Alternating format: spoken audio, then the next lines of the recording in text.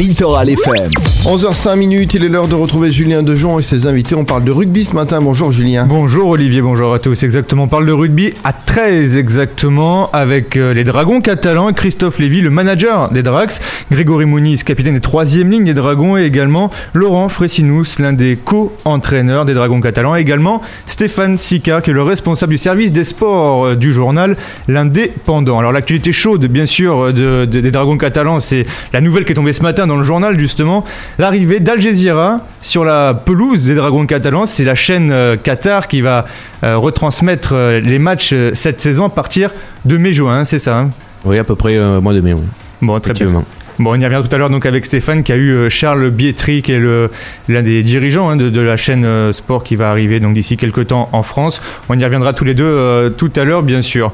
Alors comme je sais que vous êtes pressé, Christophe Lévy, on va commencer par vous avec peut-être un aspect général sur les Dragons catalans.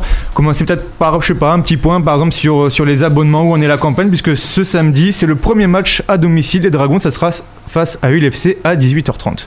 Oui, mais écoutez, les abonnements comme prévu se sont très bien passés pendant l'intersaison. C'est vrai que la bonne saison de l'année passée, à 2011, nous a beaucoup aidé pour convaincre les supporters de s'abonner à l'intersaison. Mais bon, après, il fallait quand même concrétiser la chose, ce qui a été fait, parce qu'on a eu une augmentation de presque 30% au niveau des abonnés. On risque d'arriver pendant la saison aux 5000 abonnés, la barre des 5000 abonnés, comme on avait eu en 2009, c'était notre plus grande campagne au niveau des abonnements en 2009, il y a 3 ans. Cette année, je pense qu'on risque quand même de dépasser les 5000, donc c'est vrai qu'on est vraiment content. Et puis aussi, il faut dire quand même que l'ouverture de la nouvelle tribune à l'année a favorisé donc cette augmentation de supporters. La nouvelle tribune et peut-être aussi les stars arrivées comme Leon Price par exemple à l'intersaison. Oui, c'est sûr que on l'a vu lors des matchs amicaux, les joueurs, des nouveaux joueurs comme Leon Price ou Lou Anderson, mais ça a boosté un peu l'enthousiasme de nos supporters, surtout qu'on a bien gagné à chaque fois. Chaque année, on a l'habitude quand même de recruter des gros joueurs au Dragon. Cette année, on a continué sur la même dynamique. Et c'est vrai que je pense qu'on ne s'est pas trompé. Enfin, on est quand même au début de la saison, on a fait juste un match, on a gagné quand même le premier match. Mais bon, pour le moment, en tout cas, c'est vrai que cette équipe séduit nos supporters et nos partenaires aussi au niveau sponsoring, puisque la campagne sponsoring, elle se terminera d'ici 2-3 semaines à peu près. Et c'est vrai que là aussi, on a une grosse augmentation par rapport à l'année dernière. Nos infrastructures, enfin, nos salles de réception VIP sont à la hauteur de nos ambitions dans cette nouvelle tribune. On en a parlé depuis des mois et des mois, mais là, enfin, on a signé pas mal de partenariats, grâce notamment à ces infrastructures. Donc c'est vrai que le grand jour, c'est samedi pour l'ouverture de ces infrastructures réceptives, c'est-à-dire les repas d'après-match. Alors vous parliez sponsoring, le budget cette année, c'est combien à peu près ? Je pense que le budget dépassera les 7 millions d'euros cette année, c'est-à-dire encore une augmentation. Ça dépend aussi un budget aussi, ça se fait en fonction des résultats sportifs et en fonction des playoffs. Playoffs ou pas, ça détermine des fois pas mal de choses. Donc après, c'est les résultats sportifs qui le décideront. Mais en tout cas, je pense qu'on devrait franchir le cap des 7 millions d'euros. Alors nous avons proposer aux internautes et aux auditeurs de nous laisser quelques questions. Et donc concernant les infrastructures par exemple, on vous a demandé quand est-ce qu'elle arrivait peut-être un écran géant dans le stade, si c'était toujours d'actualité. Alors c'était d'actualité, c'est vrai, il y a une paire d'années. Dans la mesure en plus où on est diffusé tous nos matchs à domicile à la télé. Donc là, ça risque de revenir à partir du milieu de la saison avec justement Al Jazeera, comme on l'a dit tout à l'heure, puisque l'intérêt d'avoir un grand écran, c'est d'avoir les caméras qui filment le match en direct. On ne savait pas jusqu'à hier quelle télé allait nous diffuser, donc c'est vrai que le projet d'écran géant, il a été un peu laissé de côté. Et puis aussi, il y a eu un écran géant, c'est très cher. Et il y a eu d'autres priorités, notamment avec les infrastructures des salles, pour le club. C'est-à-dire qu'on a financé pas mal de mobilier dans le stade, ça représentait pas mal d'argent. Donc c'est vrai qu'on a vu nos priorités. Maintenant, avec un soutien comme une chaîne comme Al Jazeera, c'est vrai qu'on serait tort de se priver de cet écran géant parce qu'on le voit, c'est quand même une dynamique au niveau de l'animation dans le stade. On a la chance, nous, d'être un sport très télévisuel où il y a beaucoup d'essais, donc c'est vrai, avoir un écran géant ça aide à l'interaction avec les supporters, et puis aussi au niveau des arbitres, c'est quand même un gros plus d'avoir un arbitrage vidéo avec un écran géant dans le stade. Donc on pourra en avoir un d'ici combien de temps peut-être ? Peut-être on va y réfléchir pour la fin de saison en tout cas. Donc peut-être la fin de saison à Gilbert Brutus. On a fait une étude d'implantation. Déjà l'étude d'implantation a été réalisée sur la tribune Monzon mais sur la nouvelle tribune. Maintenant il faut trouver les financements. Et peut-être qu'on demandera une aide de nos prochains partenaires télévisuels. On peut lancer l'appel maintenant, il n'y a pas de problème si vous voulez. On lance l'appel. Oui, pourquoi pas. Si vous avez quelques milliers d'euros. On n'a rien à perdre. Hein. Exactement, pour une belle télé à Gilbert Brutus, c'est maintenant. Autre question d'auditeur, pour faire assez vite.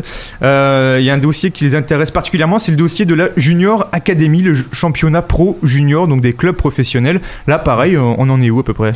On en est où? Ça aussi, c'est un projet qui tient à cœur le club. Ça aurait dû voir le jour dès cette année 2012, mais pour pas mal de raisons, ça n'a pas pu se faire.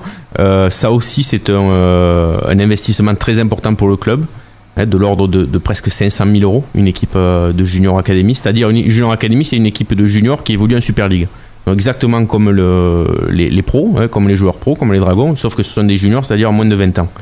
Donc ça aussi c'est un gros budget pour le club, mais justement avec cette augmentation de budget on provisionne et on va mettre en place un dossier pour être accepté donc à la fédération anglaise pour 2013. Donc, voilà. Donc cette équipe d'Ambition Dragon Junior Academy est toujours dans les papiers. Il y a d'ailleurs Bruno Castagni qui est le responsable de la formation et manager sportif de la réserve donc de Saint-Estèphe-Trescatelan qui s'y penche tous les jours quotidiennement sur ce dossier. Ils sont pas mal au club à travailler dessus, mais après on pourra poser la question je pense aux joueurs ou à l'entraîneur, mais je pense que c'est une des priorités du club dans le futur, justement d'avoir cette équipe de juniors qui puisse jouer contre les équipes anglaises comme de la même façon que nos professionnels. C'est la meilleure des formations, on pense, à ce jour. Ah bah justement, on va peut-être passer le micro donc à Laurent Fressinous pour parler peut-être de cette Junior Academy. Voilà, on va lui passer le micro, très bien. Donc cette équipe, cette future équipe on peut pas dire espoir, je sais pas, on peut dire espoir peut-être. Non, on parle d'académie justement, académie en Angleterre, donc c'est toute la relève un petit peu, et c'est vrai comme l'a expliqué Christophe. C'est un dossier sur lequel le club est penché depuis de longues années maintenant, puisque moi j'avais fait partie de Dragon Ambition en 2009 déjà, où on avait pu faire durant l'été 4 matchs contre Saint-Helens, ULFC à Béziers, Warrington également en Angleterre. Et donc c'est vrai que de cette académie-là, d'après mes souvenirs, il y avait Éloi Pellissier, qui aujourd'hui fait partie du groupe pro, Thibaut Margalet, qui s'entraîne avec nous quotidiennement, Johan Gouache, qui évolue en élite, et qui fait partie aussi des joueurs à surveiller. Donc c'est vrai que ça permettrait aux jeunes d'évoluer face à des équipes dont le jeu est basé sur la rapidité. Qui plus est, dans les académies, les clubs professionnels ont le droit de faire jouer 3 joueurs pros, donc c'est-à-dire qui sont pas dans les 17 de chaque club. Et je me souviens que à cette époque-là, donc après quand la fédération avait repris le projet, il y avait Paliasina qui avait joué contre nos jeunes de moins de 20 ans, il y avait Carl Price.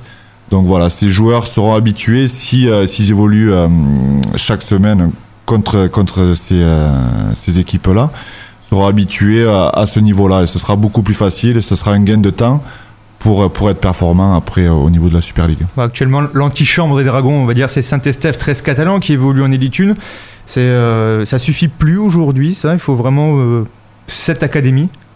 Il faut absolument cette académie. Après, il y a tout un contexte qu'il faut prendre en compte également.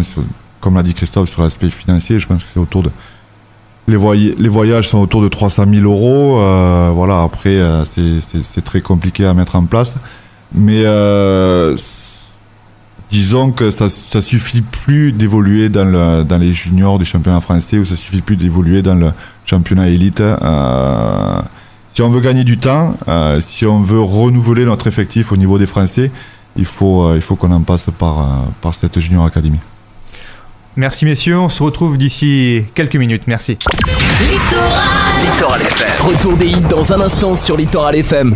Et on retrouve Julien Dejon ce matin avec ses invités pour nous parler rugby. Rugby à 13 exactement, avec les Dragons catalans, toujours ici dans nos studios, avec toujours Christophe Lévy, manager du club des Dragons catalans, avec Grégory Muniz, 3e ligne et capitaine des Drax, et enfin Laurent Frécinous, le co-entraîneur aussi des Dragons catalans, et pour terminer Stéphane Sicard, le responsable du service des sports de l'Indépendant. Alors pour libérer très vite Christophe Lévy, je sais il est pressé, il en peut plus là, il est en ébullition.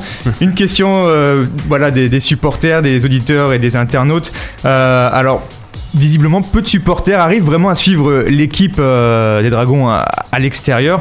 Est-ce que la Ligue déjà ne voit pas ça d'un mauvais œil, et est-ce qu'il y a peut-être des projets ou des idées pour tenter de faciliter les déplacements aussi?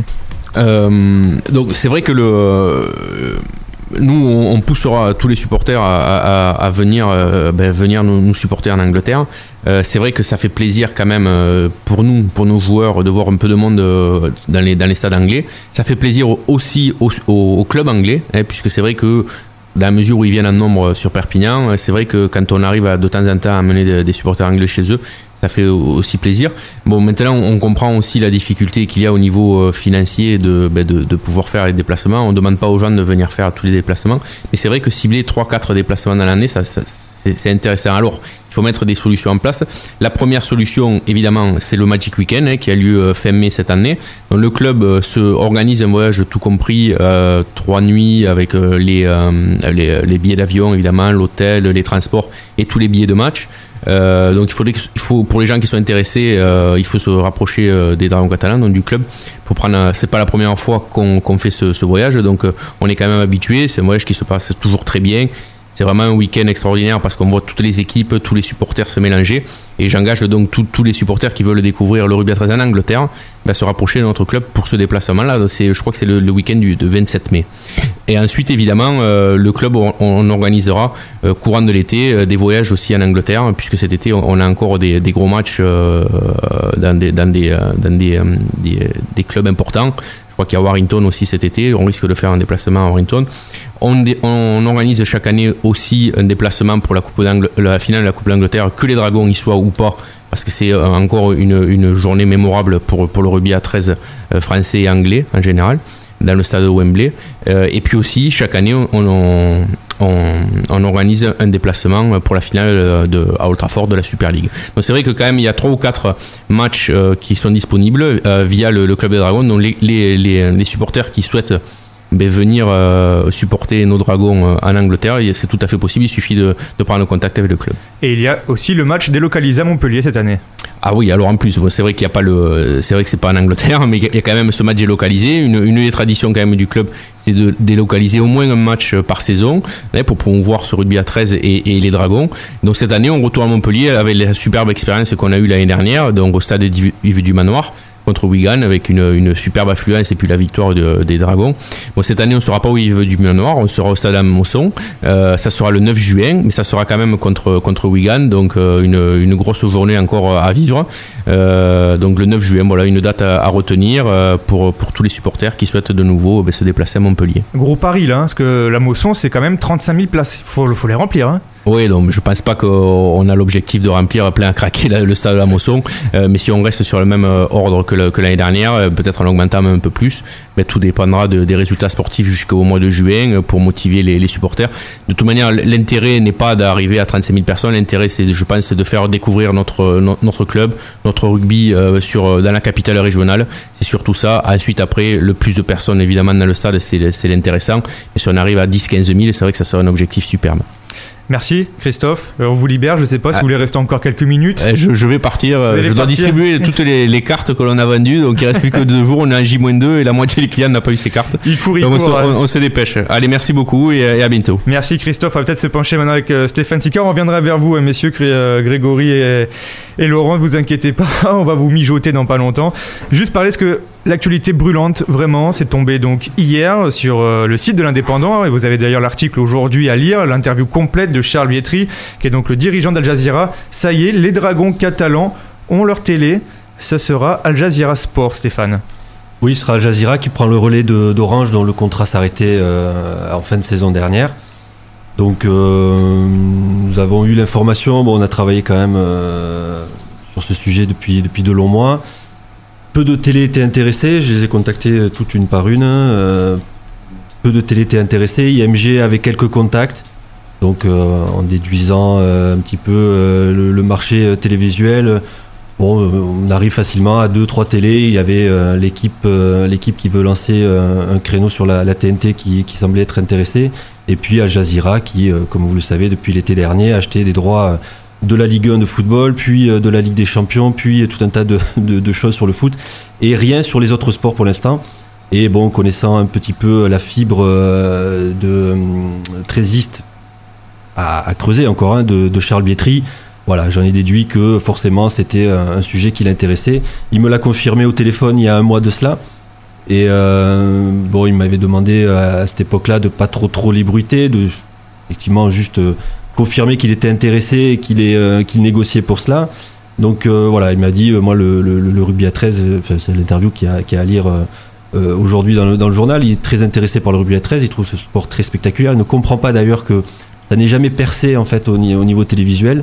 Et donc là il va mettre les moyens, notamment techniques, pour rendre ce sport comme il a su le faire sur le football dès 1984 avec Canal+, puis le rugby à 15, voilà, mettre des moyens techniques qui permettront de rendre ce sport télégénique comme il l'est par exemple quand on voit les matchs sur Sky ou la NRL. Donc il y aura une large place du 13 sur Al Jazeera qui se présentera sous la forme de 2 chaînes à partir du mois de mai-juin à voir grâce aux opérateurs ADSL, donc Orange, Free, SFR. Donc ce seront des bouquets sport à acheter avec toutes les chaînes sport qu'on connaît, Sport Plus, Eurosport et donc les 2 chaînes d'Al Jazeera. Il essaye aussi d'avoir une négociation, il a une négociation actuellement avec CanalSat pour essayer d'être sur les satellites sur CanalSat dès le mois de juin. Vraiment grand public. Hein. Pour rappel, Charles Bietri, c'est celui qui avait aussi lancé le PSG en rugby à 13, hein, c'est ça? Alors je sais pas si c'est lui qui l'avait lancé, il était président président du PSG Omnisport à l'époque, donc quand le PSG s'est inscrit en Super League, juste des années 96, hein, c'est ça. Donc il y était, donc il avait accueilli le projet avec Jacques Fouroux. Donc voilà, donc il garde un bon souvenir de cette époque. Il me rappelle dans le journal aujourd'hui qu'ils avaient rassemblé 18 000 personnes à Charletti sur un match. Donc voilà, il en garde un très très bon souvenir. Combien de temps le contrat pour les Dragons, pour les retransmissions? 3 ans. 3 ans, c'est 3 ans. Ouais, ce sont des périodes de 3 ans. Sport Plus avait 3 ans, Orange aussi. Et donc, ça c'est plutôt une bonne nouvelle je pense pour le rugby à 13 et les Dragons catalans en particulier. Se retrouver comme ça sur une chaîne sport qui propose le foot, la Ligue 1, la Champions League, vous l'avez dit également, c'est plutôt inespéré, non?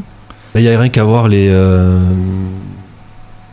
réactions de nos confrères de la presse nationale depuis hier, quoi, hein. Nous on a mis l'information en ligne hier matin vers 10h. Ça a été repris par tous les médias nationaux, les Dragons qui courent justement après cette reconnaissance sur les médias nationaux depuis des années. Hein. Là, ils n'ont pas lancé de plan com, ils ont rien fait, si ce n'est voilà, il y a Charles Bietri qui s'est penché un petit peu sur leur sort, qui lui est intéressé. Hein. C'est pas forcément un philanthrope non plus. Hein. Je pense qu'il s'est calculé. Donc il s'est penché là-dessus, il est intéressé par la Super League, il a acquis les droits, et là tout de suite l'équipe l'a repris, le Parisien, Europe 1, enfin voilà, vous faites une recherche Google sur Al Jazeera à la date d'hier et vous voyez, on parle que des Dragons catalans, et voilà, en plus l'actualité est un peu creuse sur le football en ce moment, puisqu'il a acquis déjà pas mal de droits, donc voilà, on attendait le prochain sport sur Al Jazeera, c'est le rugby à 13 et les Dragons catalans. Et donc, je sais pas, peut-être Christophe... Oui, j'ai posé aussi la question après aux autres. Donc, pas de présentation. C'est au 2e étage de la Tour Eiffel cette année, juste Al Jazeera, ça suffit. Au moins, de là, tout le monde vient, il n'y a pas de problème. On va peut-être passer le micro à Grégory Muniz, voir ce qu'il en pense justement de cette arrivée comme ça, cette médiatisation. Cette fois, ça y est, vous allez être médiatisé sur le plan national. Oui, c'est vrai que je pense que c'était très important pour notre club et ça fait énormément plaisir d'avoir... une chaîne comme ça qui nous suit et qui a envie en plus de mettre les moyens pour nous, donc c'est vrai que c'est vraiment gratifiant et on a vraiment envie de montrer ce sport à tout le monde. Ça motive encore plus pour cette saison peut-être? Oui, pour bien sûr. montrer vraiment ce sport, vraiment le montrer au grand jour. Oui, c'est vrai que déjà à la base on est vraiment motivé et en plus c'est vrai qu'on apprend cette nouvelle, donc c'est vrai que c'est vraiment du plaisir et on va tout faire pour donner du plaisir aux gens quand ils regarderont cette chaîne. Voilà, merci. On revient dans quelques instants. Juste voilà pour vous rappeler que donc l'interview complète de Charles Bietri est à retrouver dans le journal de l'Indépendant aujourd'hui. Voilà, tout à l'heure, merci. Littoral FM. Et on retrouve toujours Julien Dejon avec des invités. On parle rugby, donc rugby à 13. Exactement, toujours rugby à 13 avec les Dragons catalans et Grégory Muniz, le troisième ligne des Drax, et Laurent Fressinous, l'un des co-entraîneurs également du club. Et aussi, nous avons Stéphane Sicard, le responsable du service des sports de l'Indépendant. Alors, le championnat a repris la semaine dernière. C'était à Bradford, première journée, première victoire. Et j'ai envie de dire, cerise sur le gâteau, première place du championnat, Laurent. Vous y attendiez? C'est plutôt une bonne surprise? Bien sûr, c'est une bonne surprise. Il vaut toujours mieux être en haut qu'en bas, mais bon, la victoire, c'est déjà une bonne chose.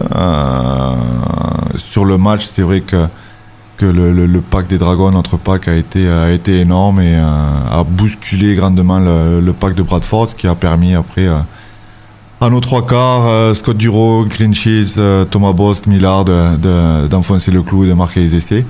Ça c'est la bonne chose, et à souligner également notre très très bonne défense, puisqu'à un moment donné on menait même 30-0 sans que Bradford ait une seule occasion de marquer, donc voilà, on a c'est un petit peu relâché sur la fin, ce qui a un petit peu frustré le staff, mais voilà, c'est une bonne première journée. Une bonne première victoire, voilà, c'est que le premier match, donc il faut quand même pas trop s'enflammer. Alors c'est le début donc de la 7e campagne des Dragons catalans en Super League. On sait que des fois vous avez eu plutôt du mal à démarrer peut-être justement les saisons. Là, cette fois, ça va peut-être pas être pareil, on va dire. On espère, parce que ouais, chaque année c'est plutôt catastrophique. Il faut attendre les beaux jours avant que les Dragons se réveillent. Mais là, je pense que on a tiré les enseignements de la saison dernière, des saisons d'avant, et notamment avec 2 matchs amicaux face à 2 équipes de Super League. Donc ça a été un point positif qui a permis justement à l'équipe de rentrer de plein fouet dans la compétition dès le 14 janvier, puisqu'on a dit que notre compétition commençait le 14 janvier et pas la semaine dernière. Ça a été le point majeur. Après la préparation à l'intersaison aussi a également été un petit peu modifiée, avec certains axes de travail changés. Donc voilà, pour l'instant, c'est vrai que ça porte ses fruits, parce que les 2 matchs amicaux ont été intéressants. Le match de Bradford a été intéressant. On attend confirmation, bien sûr, dans les semaines à venir. Vous avez parlé d'ajustement, quelques changements. On peut peut-être en savoir un peu plus ou... Oui, disons que la saison dernière, on avait axé notre travail sur la vitesse, en oubliant un petit peu la condition physique et tout ce qui était aérobie. Et malheureusement, c'est vrai que nos performances d'entrée de compétition ont été faibles à ce niveau-là, où on s'est rendu compte qu'on craquait au bout de 50-60 minutes de jeu. Voilà, donc cette année, on a continuer à axer notre travail sur la vitesse, mais également sur la condition physique. Et puis voilà. Et puis aussi, il y a une équipe qui a eu très peu de changements, deux recrues à l'intersaison. Donc voilà, on a continué à travailler sur les bases de la saison dernière, et voilà. Alors, question pareil d'internaute, pour venir vite fait sur le match de Bradford. Beaucoup se sont demandé pourquoi ne pas avoir fait jouer Thomas Bosque en 6 alors que Leon Price était blessé. Pourquoi?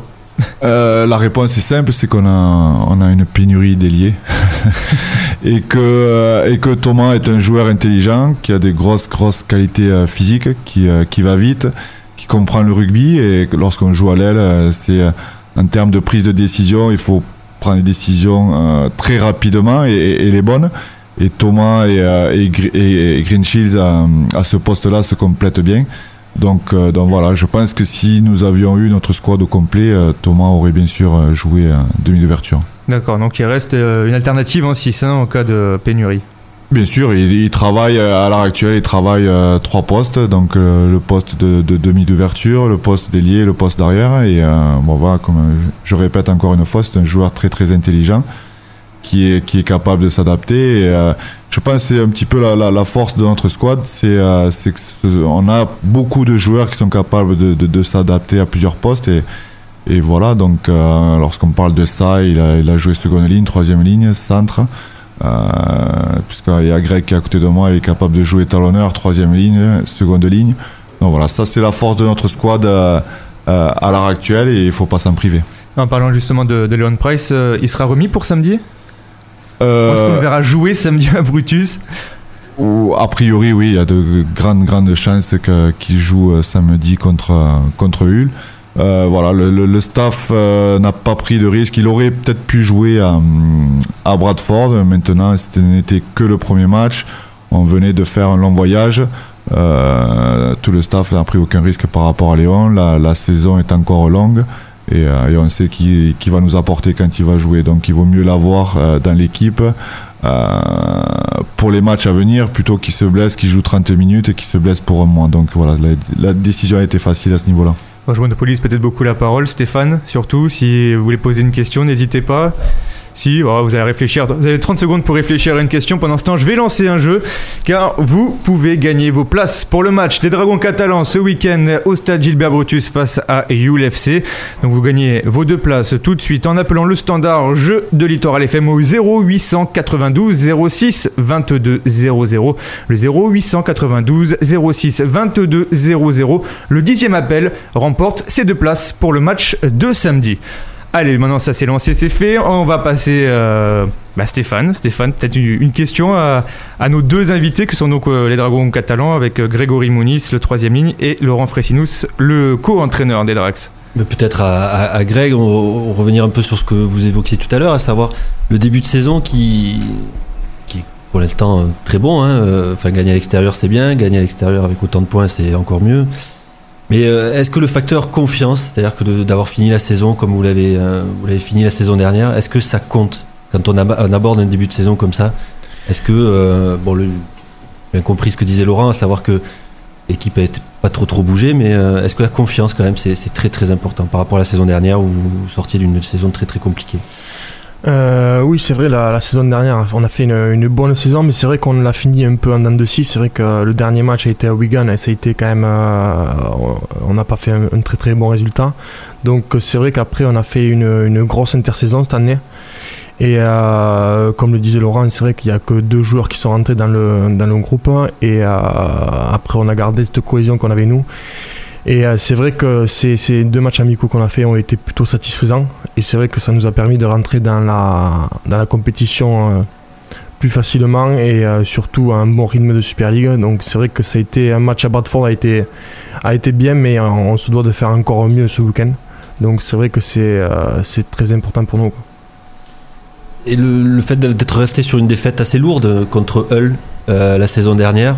Je crois qu'hier, il y a eu une petite surprise qu'attendaient les joueurs au stade quand ils sont rentrés sur la pelouse pour s'échauffer, pour s'entraîner, avec Trent Robinson qui avait affiché le score du dernier match à Hull. C'était 38 à 40 40 à 8. 40 à 8. Ouais, c'est vrai que Trent nous a fait une petite blague, mais bon. C'est vrai, l'an dernier, on a eu un match difficile et je sais que c'était un match surtout physiquement difficile. C'est vrai que devant il nous avait fatigué, usé et c'est vrai que qu'à la sortie ça nous a fait défaut. Donc je pense que samedi ça va être un gros match physiquement devant et c'est vraiment un test pour les joueurs parce que moi je pourrais pas être sur le terrain, mais c'est vraiment un match qui va être difficile je pense et très intéressant aussi. Il va vraiment passer par devant, si je puis dire ça comme ça, sans vouloir être vulgaire bien sûr, parce que Laurent parlait tout à l'heure donc des avants de Bradford, du gros pack.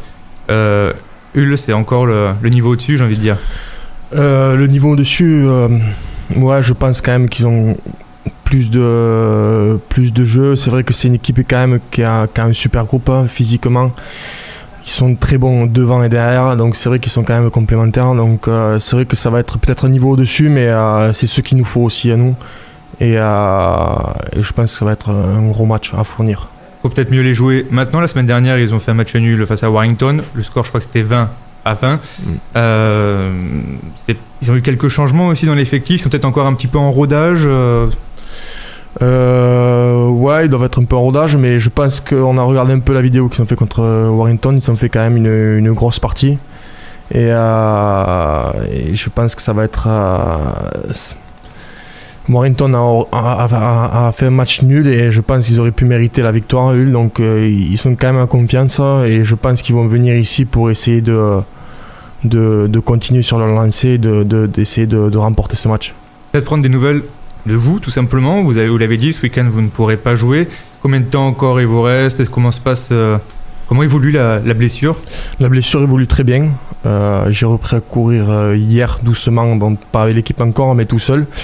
Et j'espère reprendre samedi matin à courir avec tout ce qui est appui et prise de balle et tout ça. Et j'aimerais lundi reprendre avec l'équipe et pouvoir être présent pour le week-end prochain, être dans l'équipe, ce qui serait bien. Pour parler peut-être du groupe en général, l'année dernière on l'avait vu quand on vous côtoie un petit peu, on voit que le groupe s'entend plutôt bien. Cette année je suppose que ça va être dans la continuité, c'est pareil? Oui, c'est vrai que le groupe est resté le même à part les deux nouveaux joueurs et qui se sont vraiment incorporés très facilement et c'est vrai que ça a été facile pour nous de les mettre dedans. Après c'est vrai que le groupe est resté très sympa et c'est vrai que nous on prend énormément de plaisir à s'entraîner, on prend énormément de plaisir à partir en voyage ensemble et c'est vrai que c'est vraiment important parce qu'on fait énormément de voyages et donc c'est vraiment du positif pour nous et ça nous permet de nous renforcer, quoi. Alors quand on parle aux supporters, quand on parle aux gens comme ça, des Dragons catalans, cette année ils vous voient tous, allez, champions, soyons fous, ils voient tous champions. On n'a pas parlé vraiment d'objectif. Pour vous l'objectif c'est quoi cette année? Pour moi l'objectif cette année, pour l'instant on n'en a pas, on fait un peu comme l'an dernier. Ça c'est du Trent Robinson ça, hein? Exactement. et non, je pense que l'an dernier on a fait une bonne saison, mais c'est vrai que sur la fin ça a été difficile. On a essayé de plus en parler de la saison dernière et c'est vrai que maintenant on repart un peu dans le même système. C'est vrai que chaque objectif c'est week-end par week-end, donc c'est vrai qu'on va rester là-dedans. Je pense que c'est important pour nous et c'est vrai que le premier objectif c'est ce week-end contre l'UFC. En tout cas, Bernard Gouache lui parle de finale de Super League d'ici 2 à 3 ans. Ça vous paraît raisonnable comme objectif? Moi j'aimerais aussi, mais bon après il faut...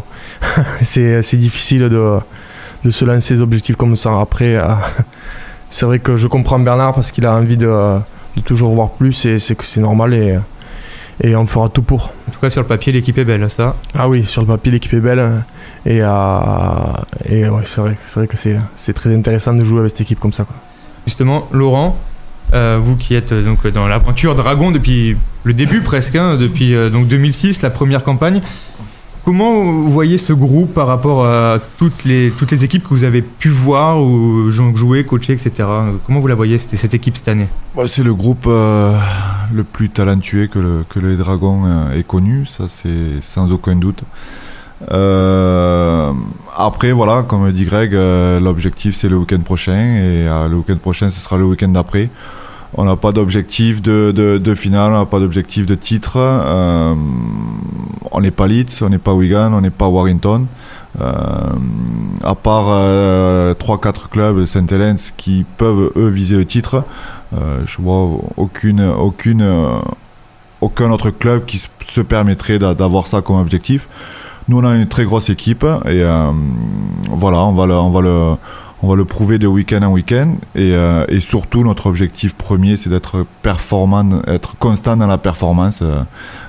Ça a été bien à Bradford, on va voir ce week-end, on va être testé face à l'UFC qui a une meilleure équipe, qui propose beaucoup plus de choses offensivement, qui est très agressif en défense.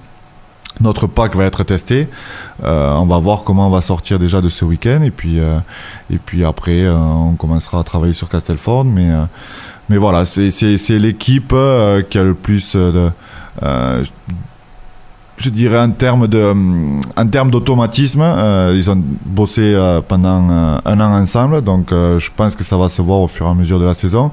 En termes de qualité individuelle, c'est vrai quand vous ajoutez Louis Anderson et Leon Price à ce qu'on a vu la saison dernière, on se doit d'attendre beaucoup mieux, mais pas d'objectif si ce n'est d'être constant dans la performance. Alors en parlant de gros effectifs, on a une question sous forme, je sais pas si c'était une blague ou pas, mais bon vous allez me le dire. Chabal est libre, vous le savez, hein, il a donc quitté le Racing Métro. Ça vous dit vous, Chabal au Dragon? Pour avoir vu quelques-uns de ces matchs, c'est quelqu'un de très très puissant au contact. Voilà, après il a d'énormes qualités de percussion, d'agressivité aussi. C'est ce on demande à tous les joueurs de rugby à 13. Donc je pense qu'il pourrait mettre ses qualités dans notre sport. Après il faut arrêter de comparer, d'assimiler les deux sports, parce que ce sont deux sports complètement différents, le rugby à 13 et le rugby à 15.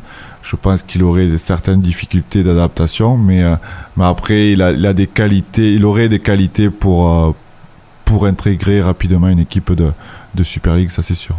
En tout cas, on vous remercie messieurs, on aurait pu parler encore de 13 pendant des heures et des heures. Malheureusement, le temps commence à arriver à sa fin, hein. On arrive pratiquement sur les coups des midis. On va donc remercier les Dragons catalans pour leur venue ici dans nos studios. On va remercier Grégory Muniz, le 3e ligne des Drax. On va remercier Laurent Fresinous, le co-entraîneur des Dragons. Également Christophe Lévy qui était avec nous en début d'émission, qui est le manager des Drax.